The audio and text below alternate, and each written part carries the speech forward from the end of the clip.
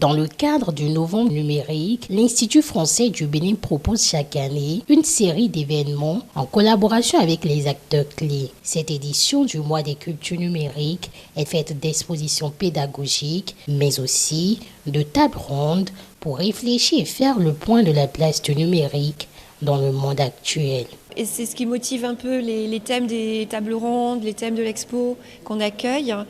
C'était de peut-être se poser, dire on a déjà quelques décennies de recul sur l'émergence de ces nouveaux outils, de ces nouvelles technologies, et qu'est-ce qu'on doit aujourd'hui en penser, quel regard on doit porter là-dessus, quelles sont les opportunités que cela représente aujourd'hui, mais aussi éventuellement quelles sont les dérives possibles sur un usage malveillant ou mal contrôlé ou peu réfléchi de ces nouvelles possibilités. Une expo qui permet aussi de faire découvrir des artistes aussi, qui à la fois nous fait réfléchir sur le numérique, mais sur les cultures numériques, mais aussi nous fait découvrir une scène artistique et aussi des nouveaux procédés de création grâce au numérique. Dans les artistes qu'on présente, il y en a beaucoup qui sont engagés, c'est-à-dire qui vont au-delà de juste de dire on va créer une œuvre avec des nouveaux outils et qui vont augmenter notre création.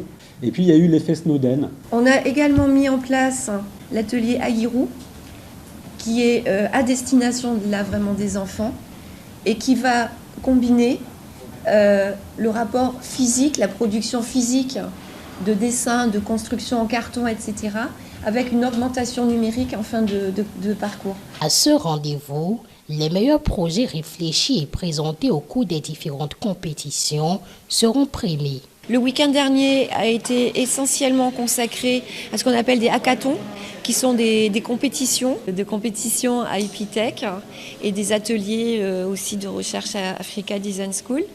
Et on verra le résultat samedi. Les meilleurs projets produits pendant ces 3 compétitions seront primés. Ce cocktail de presse a aussi tourné autour du spectacle de théâtre Une maison de poupées qui va être présenté le vendredi 25 novembre prochain et qui est une mise en scène de la béninoise Telak Bomaro. Notons que la participation au rendez-vous du numérique est libre et gratuite.